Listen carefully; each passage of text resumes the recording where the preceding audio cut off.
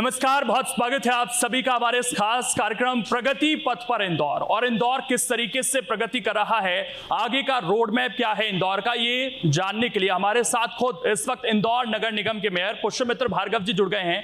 बहुत स्वागत है सर आपका। और अभी नई नई जिम्मेदारी आपको मिली, कुछ महीने ही बीते हैं और एक भारी भरकम बजट कुछ दिन पहले इंदौर के विकास के लिए आपने पेश किया है 7500 करोड़ के लगभग का। क्या विजन रख रहे हैं सर इंदौर का इस बजट के जरिए? इंदौर का ये बजट 2050 के इंदौर की आधारशिला है।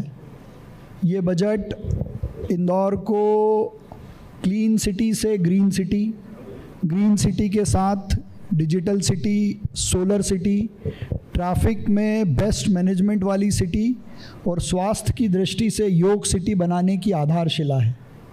आप जानते हैं इंदौर स्वच्छता में लगातार देश का सिरमौर है और उसके पीछे सबसे बड़ी ताकत हमारी जन भागीदारी है, जनता के साथ संवाद है और जनता की मेहनत है। उसी मेहनत के आधार पर, इंदौर की स्वच्छता के ब्रांड के आधार पर इंदौर अब सोलर सिटी बनेगा। तो ये इंदौर का बजट 2050 की दृष्टि से बनाई गई प्लानिंग का बजट है।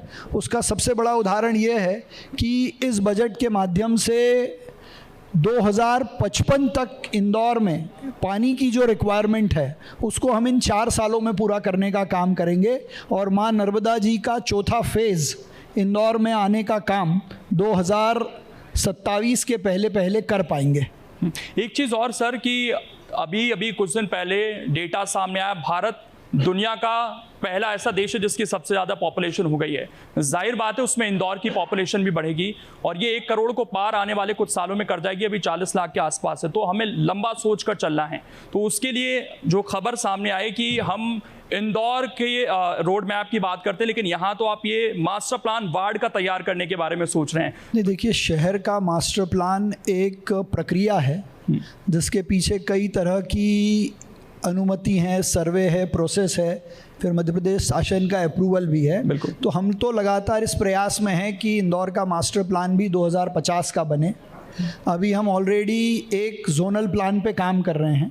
आने वाले 5 सालों में और उसके 5 सालों में वार्ड में किस हिसाब से डेवलपमेंट हो, कितनी सड़कें हैं, कितनी बनी हुई हैं, अंडरग्राउंड पानी की लाइन, सीवरेज की लाइन कितनी डली हुई है, कहाँ डालने की ज़रूरत है, स्ट्रीट्स पे कितनी लाइट हैं, कितने बगीचे हैं, एक वार्ड में कितने हॉस्पिटल हैं, कितनी लिंक रोड है, किस लिंक रोड को पहले बनाना है, किस लिंक रोड को बाद में बनाना है। ये एक वार्ड की प्लानिंग बनाने का काम हम कर रहे हैं, जिसमें हम एज अ मॉडल एक वार्ड की प्लानिंग कर भी चुके हैं। इसमें सबसे महत्वपूर्ण बात यह है कि इसको हम पूरा डिजिटल फॉर्मेट में करने वाले हैं। ये डिजिटली इंदौर के हर नागरिक को अवेलेबल होगा। आप भी दिल्ली में बैठकर इंदौर के किसी भी वार्ड की प्लानिंग को डिजिटली, कि इस वार्ड में हॉस्पिटल कहाँ हैं, इस वार्ड में शौचालय कहाँ हैं, इस वार्ड में कहाँ सड़क नहीं बनी हुई है, यहाँ इस वार्ड में कौन सी बिल्डिंग की हाइट कितनी है, ये आप दिल्ली में बैठकर, भोपाल में बैठकर देख सकते हैं। पुष्यमित्र जी, हमारे मुख्यमंत्री शिवराज सिंह चौहान रोज एक पेड़ लगाते हैं और ग्रीनरी का संकल्प उन्होंने लिया हुआ है, लेकिन जब विकास आता है सर, तो उस विकास में कई बार जो ग्रीनरी है वो कम होती है। अब अगर बड़े बड़े प्रोजेक्ट्स इंदौर की तरफ आ रहे हैं, तो जो हमारा संकल्प है कि 30% कम से कम ग्रीनरी पूरे इंदौर में हो, जो अभी दूर ही दिखती है, उसको कैसे पूरा कर पाएंगे? देखिए, दो और पक्ष अब तो ये जो स्वच्छता में है उसमें भी एक पॉइंट इंक्लूड हो गया कि पर्यावरण कैसा है शहर का। देखिए, 2 पक्ष हैं। जब भी निर्माण होता है तो कुछ थोड़ा विध्वंस, थोड़ा विनाश होता ही है, लेकिन इंदौर क्लीन सिटी के साथ ग्रीन सिटी बने, इसको लेकर जब हम चुनाव में गए थे तब हमने अपने संकल्प पत्र में कहा था कि हम इंदौर में 100 अहिल्या वन बनाएंगे, सिटी फॉरेस्ट बनाएंगे, जो इस शहर के लंग्स के रूप में काम करेंगे।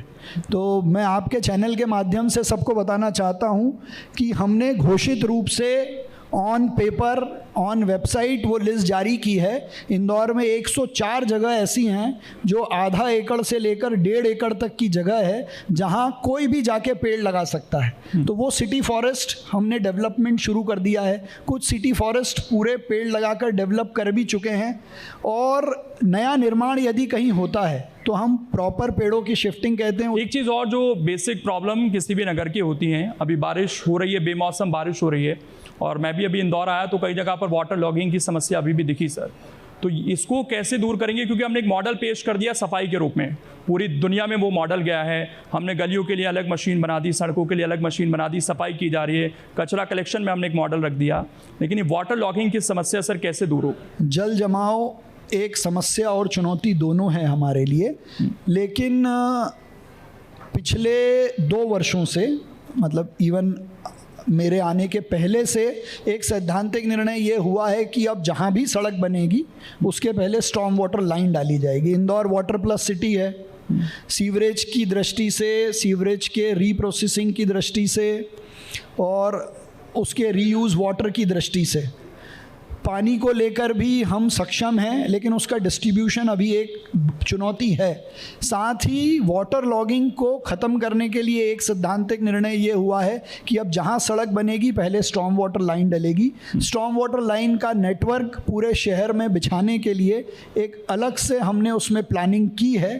साथ ही जो आइडेंटिफाइड प्लेसेस हैं, जैसे पिछली बारिश में हमने कुल 222 स्थान चिन्हित किए हैं, तो कोशिश कर रहे हैं कि इसमें से आधे से ज़्यादा स्थान अब ऐसे हों जहां पर इस बार वाटर लॉगिंग ना हो।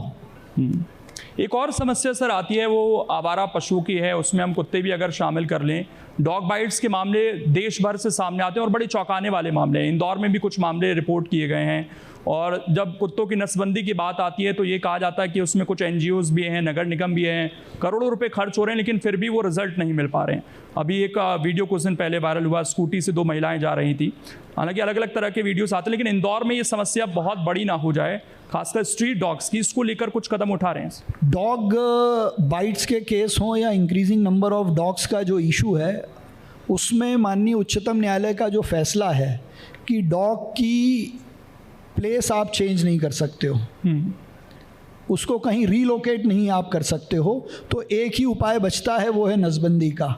तो अभी इंदौर में 2 एजेंसीज़ लगातार उस पर काम कर रही थी। इस बार हम 7 एजेंसीज़ लगा रहे हैं उसमें, ताकि एक टाइम फेज्ड मैनर में नसबंदी का काम ख़त्म हो जाए। लेकिन मैं आपके चैनल के माध्यम से ये बात कहना चाहता हूँ, हमने उस पर पूरी तैयारी भी की है कि अब ये बहुत हाई टाइम है कि हम सुप्रीम कोर्ट से रिक्वेस्ट करें कि इस फैसले का वो रिव्यू करें, क्योंकि मेरा व्यक्तिगत रूप से भी ऐसा मानना है कि NGOs के साथ मिलकर, कुछ एनिमल वेलफेयर एसोसिएशंस और डिपार्टमेंट के साथ मिलकर कोई नया तरीका निकाला जाए जिसमें रीलोकेशन भी शामिल हो। एक आखिरी सवाल सर आपसे, और ये थोड़ा सा इंडिविजुअल भी है, कि पॉलिटिक्स का बैकग्राउंड नहीं था, अचानक से आप आए, और पॉलिटिक्स में बहुत समन्वय लेकर चलना पड़ता है सभी को, सभी डिपार्टमेंट्स को, तब जाकर बेहतर डेवलपमेंट हो पाता है। तो इसको कितनी बड़ी चुनौती मान रहे हैं, और जो पिछला बैकग्राउंड था वो कितना अब काम आ रहा है इसमें?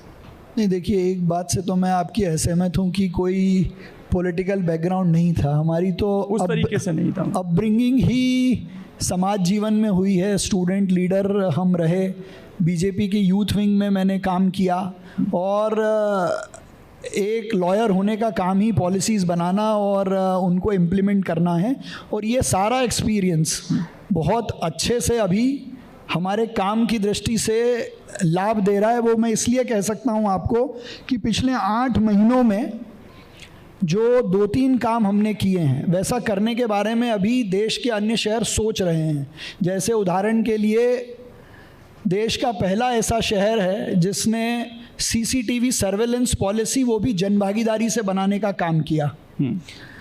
मध्य प्रदेश का पहला ऐसा शहर है जिसने इंटीग्रेटेड ट्रैफिक मैनेजमेंट सिस्टम इस शहर में लागू कर दिया। उसकी एजेंसी तय हो गई और उसने अपना काम शुरू कर दिया। अब और डिजिटल मोड पे हम लोगों के चालान बनाकर ट्रैफिक को मैनेज करेंगे।